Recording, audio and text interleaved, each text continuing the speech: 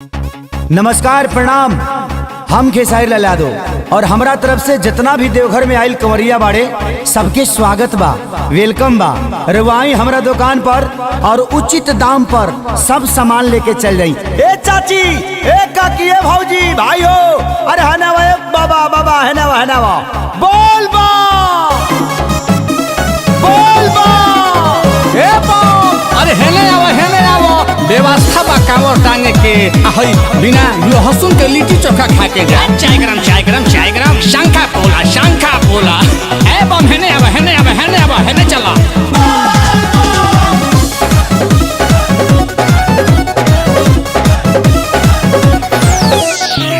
इतना दिन से पियऊ बेरोजगारी रहले, ए कामर लेला औरत नहीं कवनो कारोबारी रहले। ए बम भौजी खातिर चूड़ी ले लो। इतना दिन से पियऊ बेरोजगारी रहले, ए शिविर में आवो। औरत नहीं कवनो कारोबारी रहले। सब व्यवस्था बा हमनी के ऊपर भोला जी दे दिहले ध्यान, अरे दे दिहले ध्यान। देवघर में खुल गइल बाटे सैया के हमरा कांवर के दुकान।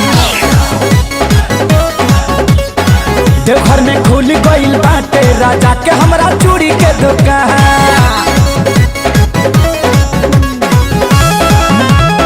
ए काकी बम तनी नकी पतोहिया खातिर टिकुली से नूर ले लो।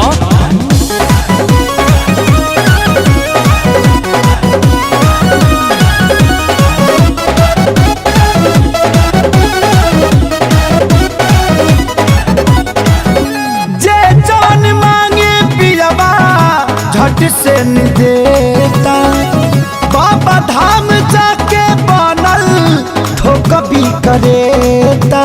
आए होलसेल में लीजिए, सारा सामान उपलब्ध है। जे जान मांगे पियबा झट से न देता, बाबा धाम जाके बनल ठोकबी करेता। पूरा मोबाइल मन के सारा यारमान, ए जी सारा यारमान। देवघर में खोले ले बाड़े राजा जी हमर पेड़ा के दुकान। देवघर में खोले ले बाड़े राजा जी शंखा पोला के दुकान।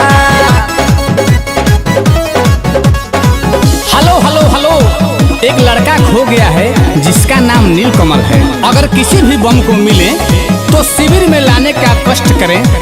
उनके माता पिता बहुत देर से परेशान हैं।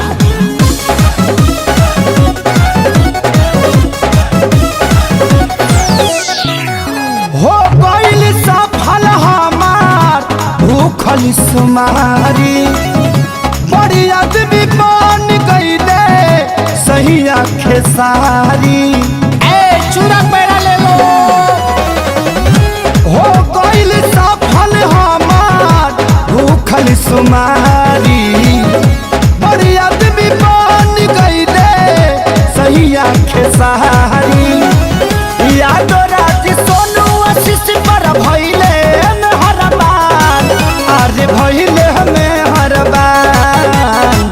देवघर में खुल गइल बाटे सैया के हमरा से नूर के दुकान। देवघर में खुल गइल बाटे राजा के हमरा चूड़ा के दुकान।